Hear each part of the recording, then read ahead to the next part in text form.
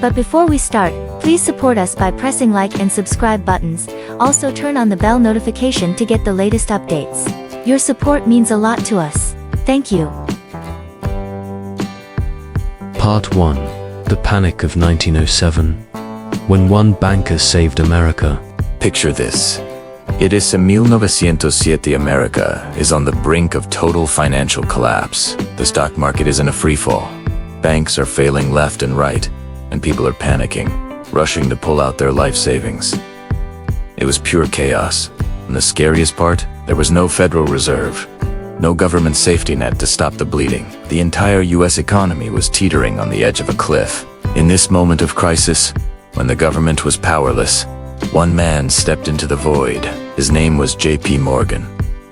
He wasn't a president or a general, but a banker with immense wealth and, more importantly, immense influence. He knew that if someone didn't act, the country would be ruined. So, he did something unimaginable. Morgan gathered the nation's top financiers in his legendary library on Madison Avenue. For hours, he locked them in, refusing to let them leave until they agreed to pool their resources. He personally committed vast sums of his own fortune, literally tens of millions of dollars, to prop up failing banks and trust companies. He organized bailouts, directed capital to where it was needed most, and single-handedly restored confidence in the system.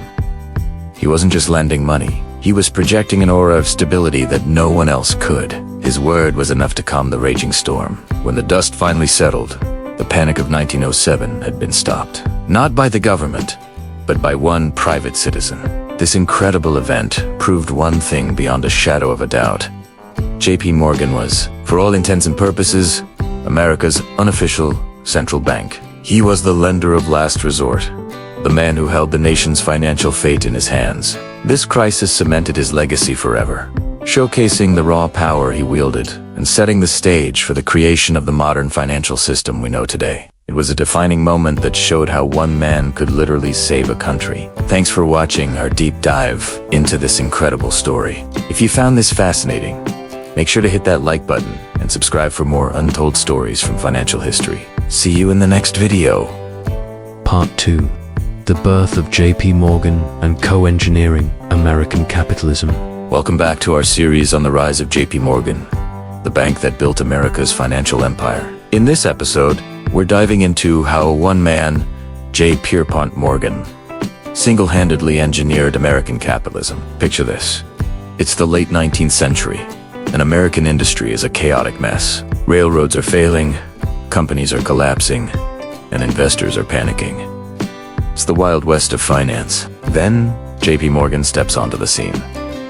He wasn't just a banker. He was a reorganizer, a financial general who brought order to the chaos. His method, which came to be known as Morganization, was deceptively simple but brutally effective. He would take over failing companies, slash costs, restructure their debt, and install his own trusted managers. He brought discipline, structure, and ruthless efficiency where there had been none. Think of him as the ultimate corporate doctor, performing radical surgery to save the patient.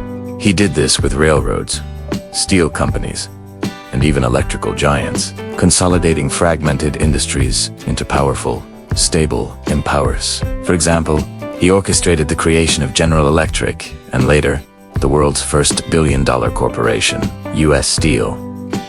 Morgan's influence grew so immense that his name became more trusted than the US government itself. When people needed a safe investment, they didn't look to treasury bonds. They looked for the Morgan seal of approval. He was the lender of last resort, the man who bailed out the entire US financial system not once, but twice. Investors knew that if Morgan was involved, their money was safe. His reputation was the ultimate currency. Through this process of consolidation and control, JPMorgan & Co. didn't just participate in the economy, they actively shaped it. They created the blueprint for modern corporate America, with its hierarchical structures, professional management, and focus on shareholder value. By the early 1900s, it was undeniable. JPMorgan was the chief architect of American capitalism, the man who built the financial infrastructure that would power the nation for the next century. That's all for this episode. In our next installment, we'll explore how the firm navigated the turbulent waters of the 20th century, from the Great Depression to the World Wars. Thanks for watching, and don't forget to subscribe so you don't miss it. Part 3. Financing Giants. How JPMorgan created America's mega corporations. Welcome back to our series on the rise of JPMorgan. In our last episode, we saw how JPMorgan himself became a dominant force in finance. Today, we were diving into Part 3, how he used that power to build the very companies that defined modern America. Imagine a time when giant corporations were just a dream. Who had the money to turn those dreams into reality? JPMorgan did. He wasn't just lending money, he was a master architect of industry. He saw scattered, competing companies and envisioned something bigger. He orchestrated the mergers and provided the massive funding needed to create titans like US Steel, the world's first billion-dollar corporation. Think about that for a second. $1 billion over a century ago, but it didn't stop there. The Morgan touch extended everywhere. The telephone you can't live without. He helped finance its parent company, AT&T, connecting the nation like never before.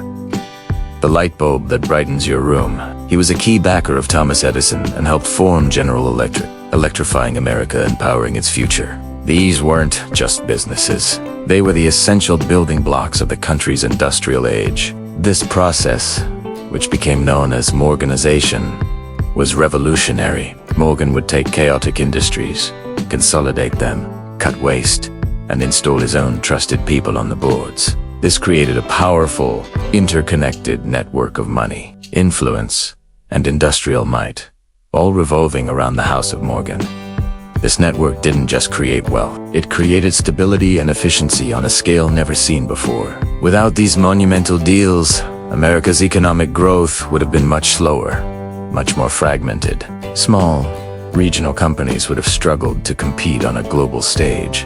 Morgan's vision, and more importantly, his capital, allowed the United States to rapidly scale its industrial power and assert itself as a world leader. So, when we look at the history of American industry, we see that JPMorgan wasn't just a bank sitting on the sidelines. It was the central engine, the financial heart pumping capital into the arteries of the nation. It was the force that transformed ambitious ideas into the mega corporations that built the America we know today. What happens when one man in one bank holds so much power? We'll explore the controversies and the backlash in our next episode. Don't forget to like, subscribe, and hit that notification bell so you don't miss it. Thanks for watching. Part 4. The Federal Reserve, born from Morgan's power. Welcome back to our series on the rise of JPMorgan. Last time, we saw how JPMorgan single-handedly stopped the panic of 1907, saving the US economy from total collapse. That crisis was a massive wake-up call for the entire country. Everyone, from politicians to the public, realized something had to change. A single private banker, no matter how powerful, couldn't be the nation's only line of defense against financial ruin. America needed a real, official central bank, so the government got to work. Lawmakers and financial experts gathered to design a system that could provide stability and prevent future panics. And where did they look for inspiration?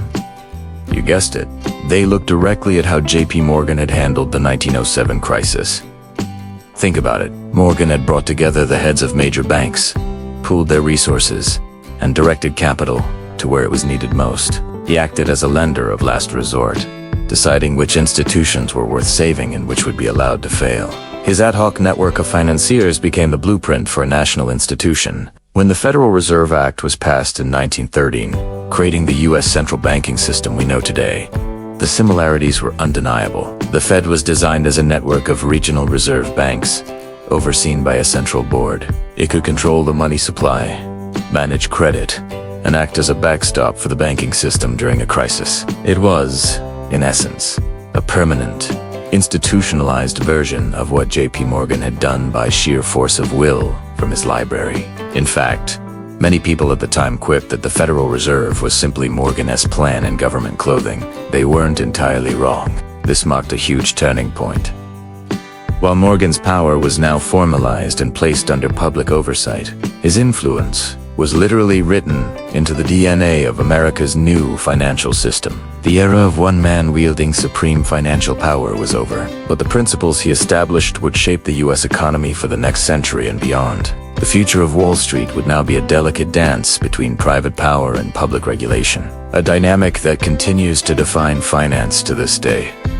JPMorgan didn't just build a banking empire, he laid the foundation for the modern American financial system itself. Thanks for watching. If you're enjoying this journey through financial history, make sure to like, subscribe, and hit that notification bell so you don't miss the next chapter in our story. See you next time. Part 5. The modern JPMorgan, from Wall Street giant to global powerhouse. Welcome back to our series on the bank that built America. In this final episode, we're looking at the modern JPMorgan Chase, a titan that has moved far beyond its Wall Street origins to become a true global powerhouse. Today, JPMorgan Chase is an absolute giant.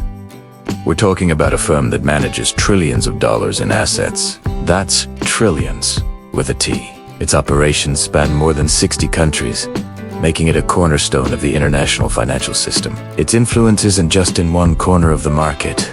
It's everywhere, from shaping multi-billion-dollar deals in investment banking to providing credit cards and mortgages for everyday families. Its reach is vast and deeply integrated into our daily lives. Think about global market stocks, bonds, currencies. JPMorgan is a key player, facilitating the flow of capital that powers the world economy. But what's truly remarkable about this institution is its resilience. It's like a financial battleship that has weathered every storm thrown its way. Remember the dot-com bubble bursting in the early 2000s? JPMorgan navigated it. Then came the great financial crisis of 2008, a storm that sank many of its rivals. Not only did JPMorgan survive, but it emerged even stronger, acquiring Bear Stearns and Washington Mutual, and solidifying its position at the top. More recently, during the unprecedented challenges of the global pandemic, the bank was a pillar of stability, helping to channel critical funds and support the economy. It seems that with every crisis, JPMorgan's dominance grows. Each challenge it overcomes only serves to reinforce its reputation as a safe and reliable institution, a trusted hand in turbulent times. This has created a cycle where, in moments of uncertainty, capital and confidence flow toward the bank, making it even more powerful. So, as we look at the financial landscape today, the legacy of its founder, John Pierpont Morgan, is more alive than ever. He envisioned a powerful, centralizing force in American finance, and what we have now is the fulfillment of that vision on a global scale.